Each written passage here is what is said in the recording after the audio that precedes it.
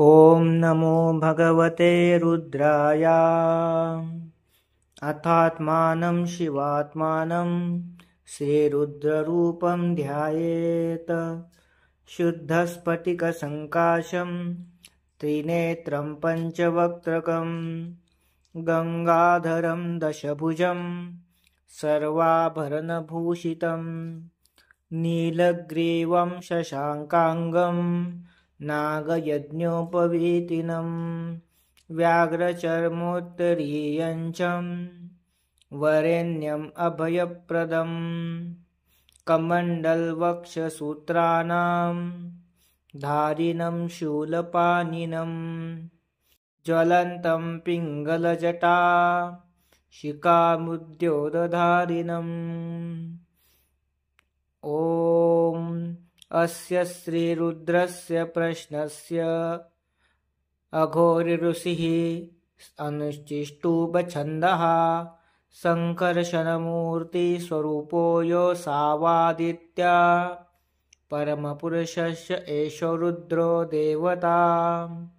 नमः शिवायेति बीजं शिवतरायेति शक्तिः महादेवा एति कीलकं श्रीसाम्ब सदाशिवप्रसादसिद्ध्यर्थं जपे विनियोगः।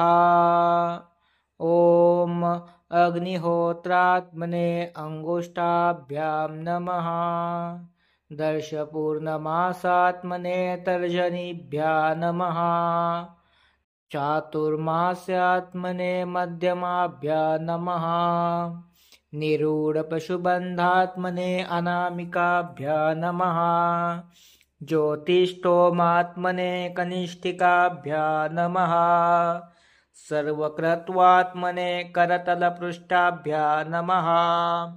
ॐ अग्निहोत्रात्मने हृदयाय नमः। दर्शपूर्णमासात्मने शिरसे स्वाहा। चातुर्मास्यात्मने शिखाय वषट्। निरूढपशुबन्धात्मने कवचाय हुं। ज्योतिष्ठोमात्मने नेत्रत्रयाय वौषट्। सर्वकृत्वात्मने अस्त्राय फट्। ॐ भूं भुवं स्वरमिति दिग्बन्धः। अथ ध्यानम्। आपातालनभस्थलान्दभुवनं ब्रह्माण्डबाणि स्फुरत्। ज्योतिस्फाटितलिङ्गमौलिविलसत् पूर्णेन्दुवान्तामृते। अस्तौ कामचमेघमीशमनुषं रुद्रा अनुवाकाञ्जपन्। ध्याये स्फीतसिद्धये ध्रुवपदं विप्रोऽभिषिञ्चे शिवम्। ब्रह्माण्डव्याप्तदेहाभसितहिमरुचा भाषमाना भुजङ्गे। कण्ठे कालार्दितकलितशशिकला चण्डकोदण्डहस्तां। त्रक्षां रुद्राक्षमाला प्रकटितविभवा शाम्भवा मूर्तिभेदा। रुद्रा श्रीरुद्रसूक्तप्रकटितविभवा न प्रयच्छन्तु सौख्यम्। ॐ गुरुभ्यो नमः। हरि ओम्। ॐ गणानां त्वा गणपतिं हवामहे कविं कवीनामुपमश्रवस्तमम्। ज्येष्ठराजं ब्रह्मणां ब्रह्मणस्पत आनशृण्वन्नुतुभिस्सेदसादनम्। ॐ श्रीमन्महागणाधिपतये नमः।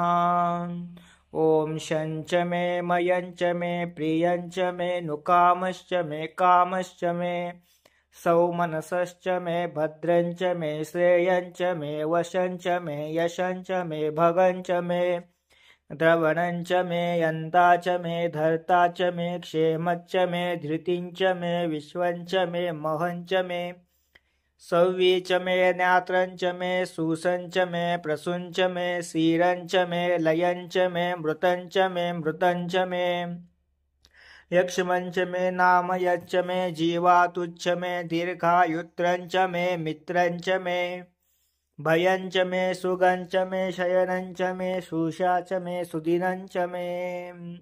ॐ शान्ति शान्ति शान्तिः। ॐ नमो भगवते रुद्राय। ॐ नमस्ते रुद्रमन्यवौतोत इषवे नमः। नमस्ते अस्तु धन्वने बाहुभ्यां तते नमः। यात इषु शिवतमा शिवं बहुवते धनुः। शिवाशव्यायात वतया नो रुद्रमृडया। याते रुद्रशिवा तनुर्घोरा पापकाशिनी। तया नस्थनुवा शन्तमया गिरिशन्ताभिजाक्षिः। यामिषं गिरिशन्तहस्ते निवर्षस्तवे। शिवां गिरित्रदां कुरु माहि पुंसि पुरुषं जगत्। शिवेन वचसात्मा गिरिच्छाच्छा वदामसि। यथा न सर्पभिज्जगत यक्ष्मकसुमना असत। अध्यागोच दधे वक्ता प्रथमोऽन्दैवोऽभिषक। एष तर्वाण्यमयन् सर्वान् च यातु धान्यः। असौ व्यस्ताम्रो अरुण उत बहुश्रुतमङ्गलः। एचेमाकुं रुद्रा अभितो दक्षस्थिता सहस्रशो वैशाकुं हेड ईमहे। असयोगसर्पति नीलग्रीवा विलोहिता। उतैनं गोपा अदृशं न दृशं नुधार्यः। उतैनं विश्वा भूतानि सदृष्टो मृडयादिनः। नमो अस्तु नीलग्रीवाय सहस्राक्षाय मेढुषे। अथो ये अस्य सत्त्वानो हन्तेभ्यो करन् नमः। प्रमुञ्च धन्वनस्तु कयोरार्तियोर्जाम्। यास्यते हस्त इषवा पराता भगओ वपा। अवतत्य धनुस्त्वकं सहस्राक्षशते शुते। निशील्य शल्यानां मुखा शिवो न सुमना भवा। विजयन् धनोकपर्दिनो विशल्यो बाणवाकुम् उता। अनेशं नस्ये शव आभुरस्य निषङ्गतिः। याते हेतिर्मेधुष्टम हस्ते बहुवते धनुः। तयास्मान् विश्वतस्य क्ष्मया परिभुजा। नमस्ते अस्रायुधायानातताय धृष्णवे। बाहुभ्यां तते नमो बाहुभ्यां तव धन्वने। परिते धन्वनो हेतिरस्नावृणक्तु विश्वतः। अथो इषुस्तवारे अस्मिन्निलेहितम्। नमस्ते अस्तु भगवन् विश्वेश्वराय महादेवाय त्र्यम्बकाय त्रिपुरान्तकाय त्रिकाग्निकालाय कालाग्निरुद्राय नीलकण्ठाय मृत्युञ्जयाय सर्वेश्वराय श्रीमन्महादेवाय नमः। नमो हिरण्यबाहवे सेनान्ये दिशांच पतये नमो नमो वृक्षेभ्यो हरिकेशेभ्यः पशूनां पतये नमो नमः। सस्पिञ्जराय त्रिशीमते पतिनां पतये नमो नमो। बब्लुषाय निव्यादिने नानां पतये नमो नमो। हरिकेशायोपवीतिने पृष्ठानां पतये नमो नमो। भवन्त्यहस्ते जगतां पतये नमो नमो। रुद्राय तताविने क्षेत्राणां पतये नमो नमो। सूताय हन्त्याय वनानां पतये नमो नमो। रोहिताय स्थपतये वृक्षाणां पतये नमो नमो। मन्त्रिणे वाणिजाय कक्षाणां पतये नमो नमो। भवन्तये वारिवस्कृता ओषधीनां पतये नमो नमः। उच्चये करोषाय क्रन्दयते पत्तीनां पतये नमो नमो। कृष्णवीताय धावते सत्त्वनां पतये नमः। नमासहमानाय निव्यादिनीनानां पतये नमो नमो। ककुभाय निषङ्गिने स्तेनानां पतये नमो नमो। निषङ्गिन इषुधिमते तस्कराणां पतये नमो नमो। वञ्चते परिवञ्चते स्थायूनां पतये नमो नमो। निचेरवे परिचराय आरण्यानां पतये नमो नमो। सिकाविभ्यो जाङ्गासद्भ्यो मुष्णतां पतये नमो नमः। सिमद्भ्यो नक्तञ्जरद्भ्यः प्रकृन्तानां पतये नमो नमो। उष्णीषिणे गिरिचराय कुलुञ्चानां पतये नमो नमो। इषुमद्भ्यो धन्वानिभ्यश्च नमो नमो। आतनवानेभ्यः प्रतितधानेभ्यः नमो नमो। आयच्छद्भ्यो विसुसज्जद्भ्यो नमो नमो। स्यद्भ्यो विधियद्भ्यो नमो नमो। आसीनेभ्यो क्षयानेभ्यो नमो नमो स्वपद्भ्यो जागृतभ्यश्चवो नमो नमो तिष्ठद्भ्यो धावद्भ्यो नमो नमो सभाभ्यस्तभापतिभ्यश्चमो नमो नमो अश्वेभ्यो अश्वपतिभ्यो नमो नमः नमाव्याधिनीभ्यो विविध्यन्तीभ्यश्चमो नमो नमो उगनाभ्य उग्नरातिभ्यश्चमो नमो नमो गृत्सेभ्यो गृत्सपतिभ्यो नमो नमो नमो व्रातेभ्यो व्रातपतिभ्यश्चमो नमो नमो गणेभ्यो गणपतिभ्यश्चमो नमो नमो महद्भ्याच्छुल्लकेभ्योश्चमो नमो नमो रथेभ्यो नमो नमो नमो रथेभ्यो रथपतिभ्यो नमो नमः सेनानिभ्यश्चमो नमो चित्रेभ्यस्संग्रहीतृभ्यश्चमो नमो तक्षभ्यो रथगारेभ्यो नमो नमो नमो कुलालेभ्यः कर्मारेभ्यः नमो नमो पुञ्जिष्टेभ्यो निषादेभ्यः नमो नमो इषुमद्भ्यो धन्वानिभ्यश्चमो नमो मृगयोभ्यश्वनिभ्यश्चमो नमो नमः श्वभ्यश्वपतिभ्यश्चमो नमः नमो भवाय च रुद्राय च नमः शर्वाय च पशुपतये च नमः नीलग्रीवाय च शतिकण्ठाय च नमः कपर्दिने च व्यप्तकेशाय च नमः सहस्राक्षाय च शतधन्वने च नमो गिरिशाय च शिपिविष्टाय च नमो मेधुष्टमाय से च मते च नमः ह्रस्वाय च वामनाय च नमः बृहतेजवर्षीयसे च नमः वृद्धाय च सौरध्वने च नमः अग्रियाय च प्रथमाय च नमः आसवे चाजिराय च नमः शीघ्याय च सीभ्याय च नमः ऊर्म्याय च वन्याय च नमः स्तोत्याय च दीप्याय च नमो ज्येष्ठाय च कनिष्ठाय च नमः पूर्वजाय च परजाय च नमो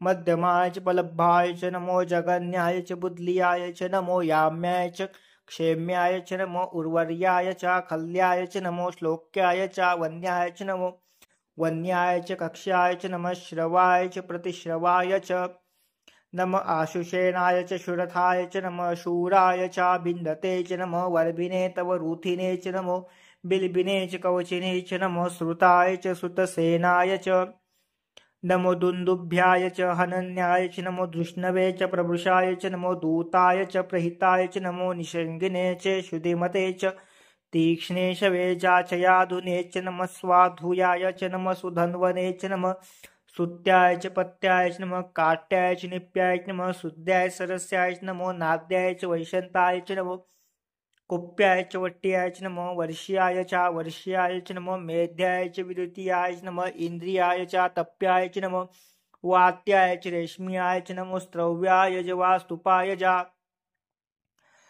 नमः सोमाय च रुद्राय च नमः ताम्राय च अरुणाय च नमः शंगाय च पशुपतये च नमो उग्राय च भीमाय च नमो अग्रे वधाय च दूरे वधाय च नमो हन्त्रे च हर्नियसे च नमो वृक्षेभ्यो हरिकेशेभ्यो नमो ताराय नमः तारकाय च नमः शम्भवे च मयो भवे च नमः शंकराय च मयस्कराय च नमः शिवाय च शिवतराय च नमः तीक्षाय च कुल्याय च नमः पार्याय च वार्याय च नमः प्रतरणाय चोतरणाय च नमः आतार्याय च लाद्याय च नमः शस्याय च फेन्याय च नमः सिकत्याय च प्रवाह्याय च नमः इरण्याय च प्रपद्याय च नमः किंशिलाय च क्षयनाय च कपर्दिने च पुलस्तये च नमो गोष्ठाय च ग्रेह्याय च तल्प्याय च ग्रेह्याय च काट्याय च ग्रहरेष्टाय च नमः रद्याय च निवेश्याय च नमः पाशव्याय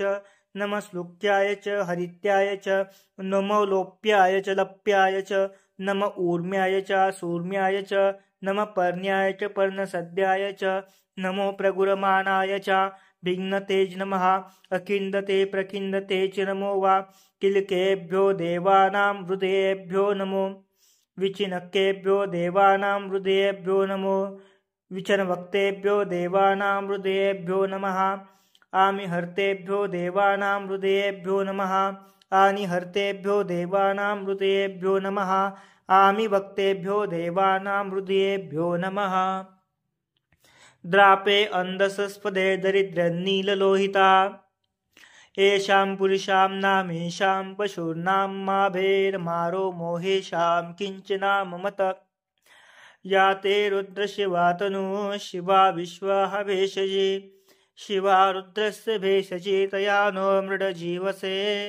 इमा रुद्राय तवसे कपर्दिने क्षयद्वीरायं प्रभरामहे मतिम् यथा न समशद्विपदेशं चतुष्पदे विश्वं पृष्ठं ग्रामे अस्मिन्ननातुरम् मृडानरुद्र तनोमयस्कृतिक्षयद्वीराय नमसा विधेमते यश्चन्तयोश्चमरायजे पिता तदश्यामतौ रुद्रप्रणीतो मानो महान्तमतमानो अर्भकं मानो क्षन्तमतमानोक्षितम् मानो वदिपितरं मोतमातरं प्रियामानस्तव रुद्ररीरशः मानस्तोकेतनये मान आयुष्यमानं घोषमाणम् अश्वेषूरीरशः वीरान्मानो रुद्रभामतो वदे हविष्मन्तु नमसा विधेमते आराक्ते गोगनौत पुरुषग्ने क्षयद्वीराय सुम्नमस्मे ते अस्तु रक्षा च नो आदि च देव ब्रूयदान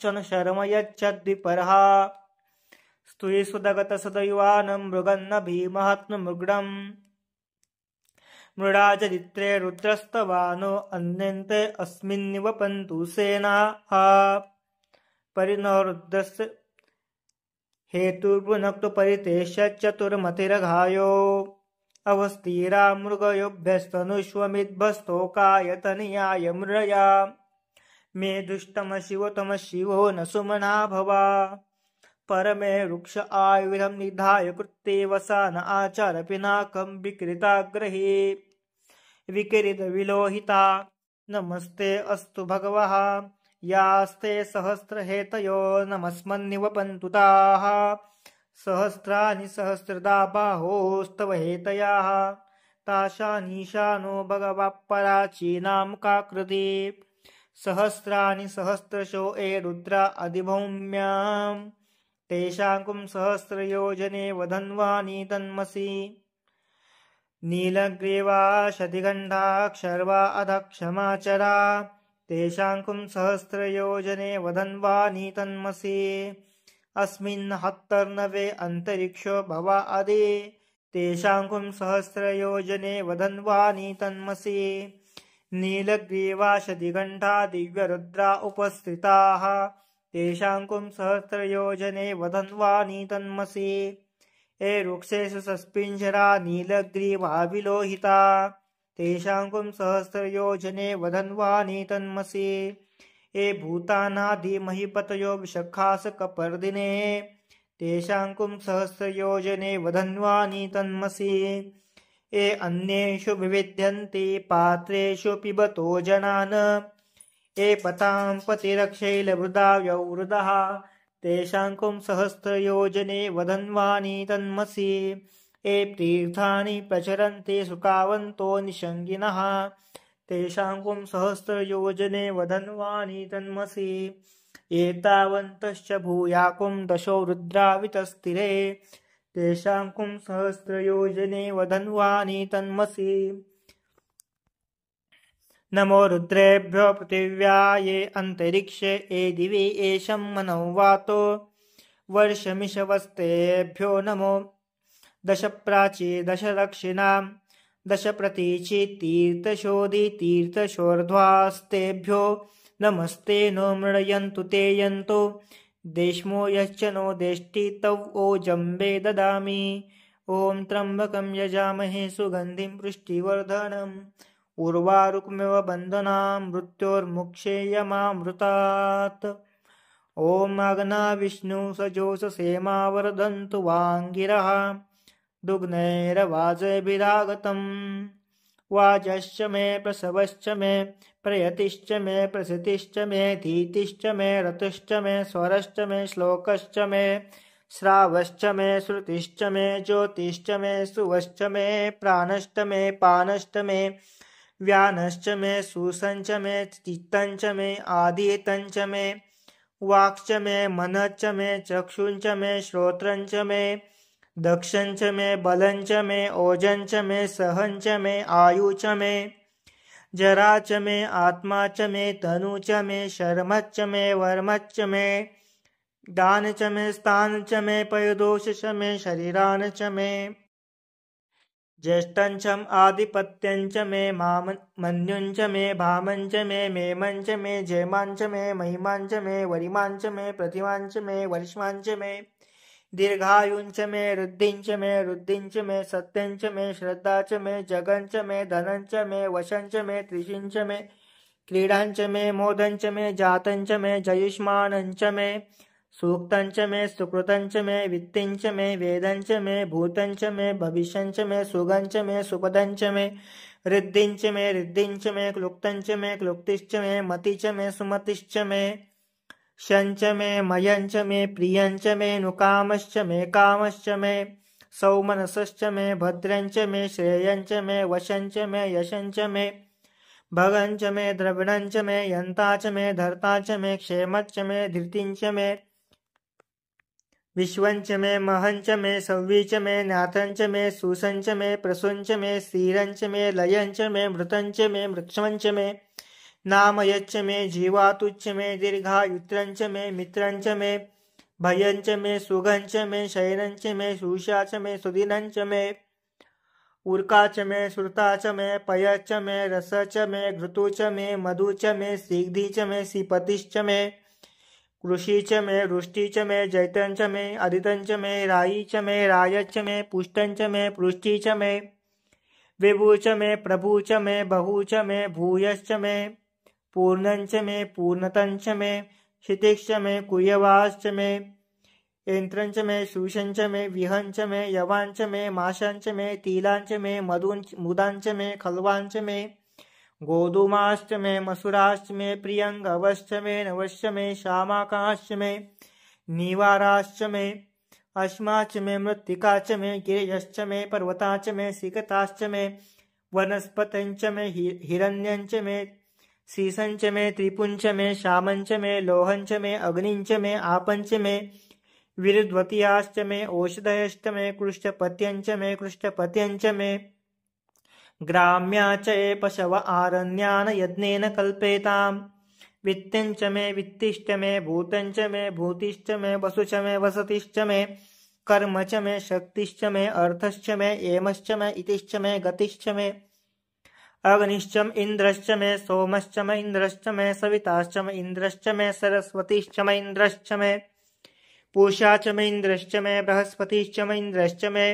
मित्रश्च इन्द्रश्च मे वरुणश्च मे इन्द्रश्च मे त्रष्टा च मे इन्द्रश्च मे धाता च मे इन्द्रश्च मे विष्णुश्च इन्द्रश्च मे अश्विनोश्च इन्द्रश्च मे मृतुतीयाश्च इन्द्रश्च मे विश्वे देवाच इन्द्रश्च मे पृथ्वीश्च इन्द्रश्च मे अन्तरिक्षम् इन्द्रश्च मे द्यौश्च इन्द्रश्च मे दिशश्च इन्द्रश्च मे मूर्धा च इन्द्रश्च मे प्रजापतिश्च इन्द्रश्च मे अवसुश्च मे रश्मिश्च मे आधाभ्याश्च मे आधपतियाश्च मे उपाश्च मे ऐन्द्रवायव्याश्च मे इन्द्रवायव्याश्च मे मित्रावरुणश्च मे अश्विनश्च मे प्रतिप्रस्थानश्च मे शुक्रं च मे मन्थी च मे आग्रायनं च मे विश्वदेवं च मे ध्रुवं च मे वैश्वानरं च मे ऋतुग्रहाच्च मे तिग्राह्या च इन्द्राग्नश्च मे विश्वदेवं च मे मरुत्वतीयाश्च मे माहेन्द्रश्च मे आदित्यश्च मे सावित्रश्च मे सारस्वतश्च मे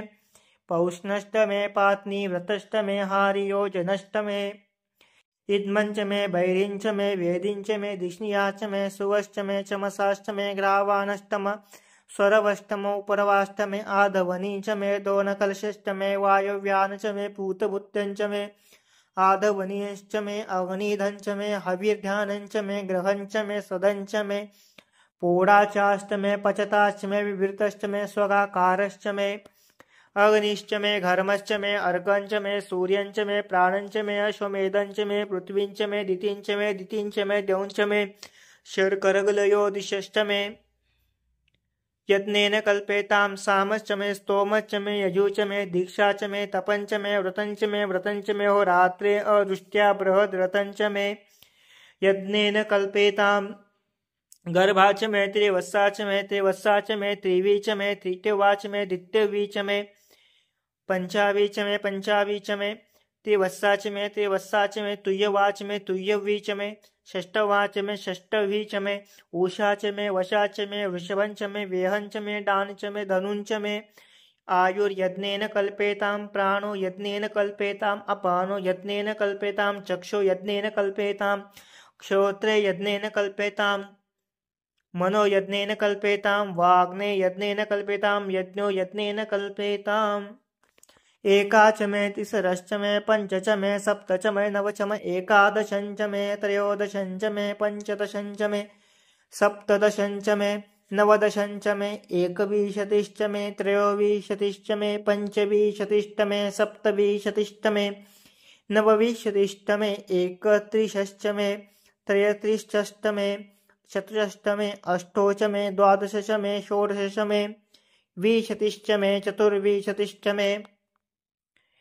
अष्टाविंशतिश्च मे शतिश्चत्वारिंशश्च मे द्वात्रिंशत्वारिंशश्च मे चतुश्चत्वारिंशश्च मे चतुश्चत्वारिंशश्च मे चतुश्चत्वारिंशश्च मे अष्टाचत्वारिंशतिश्च मे वाजश्च प्रसवश्च प्रिजश्च सुवश्च ऋतुश्च सुवश्च मूर्धा च यशियाञ्चायनश्चान्तभुवनश्च भुवनाधिपतिश्च ॐ इडा देवहुर्मनुर्यज्ञनिर्बृहस्पतिरुक्तामदानि शरिशरि विश्वे देवाः सूक्तवाच पृथे माथर्मामाहिमसे मधुमनुष्ये मधुजनिष्ये मधुवक्ष्यामि मधुवदिष्यामि मधुमतीन् देवेभ्यो वाचमुद्या षडुषे सुविशन्या मनुषे भस्तम्मा देवा अवन्तु शोभा ए पितरोदवदन्तु ॐ पूर्णमदं पूर्णमिदं पूर्णात् पूर्णमुदच्यते पूर्णस्य पूर्णमादाय पूर्णमेवावशिष्यते ॐ सहना भवतु सहनौ भुनक्तु सह वीर्यं करवावहे तेजस्विनावधीतमस्तु मा विद्विषावहे ॐ शान्ति शान्ति शान्तिः।